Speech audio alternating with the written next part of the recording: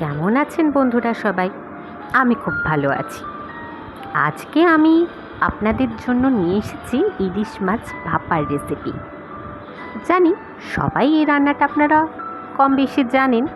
আমি আমার প্রসেসটা বললাম, দেখুন তো আমার সাথে আপনাদেরটা মেলে কি না। দেখুন, আমি ইলিশ মাছ নিয়ে নিয়েছি। সাইজটা খুব বেশি বড় ছিল না, মোটামুটি।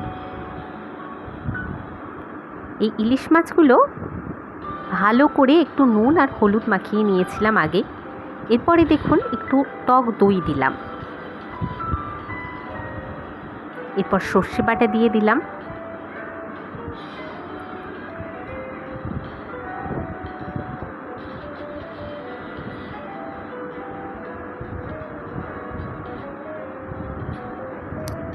এরপরে দেখুন দিয়ে দিলাম হলুদ গুঁড়ো। বর্ষাকালে ইলিশ মাছ খেতে আপনার আমার সবাইকারই ভালো লাগে, কি বলুন। এরপরে দেখুন ভালো করে মাখিয়ে নিচ্ছি আমি সর্ষে, হলুদ আর দই এবং নুন। খুব ভালো করে মাখিয়ে নিতে হবে। এরপরে দেখুন সর্ষের তেল দিয়ে দিলাম,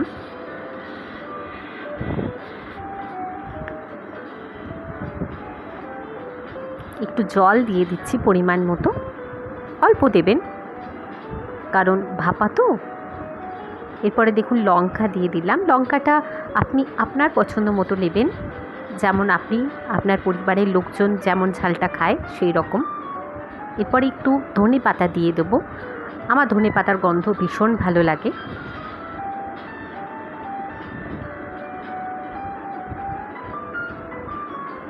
এরপরে দেখুন আমি টিফিন বাক্সটা বন্ধ করে দিলাম।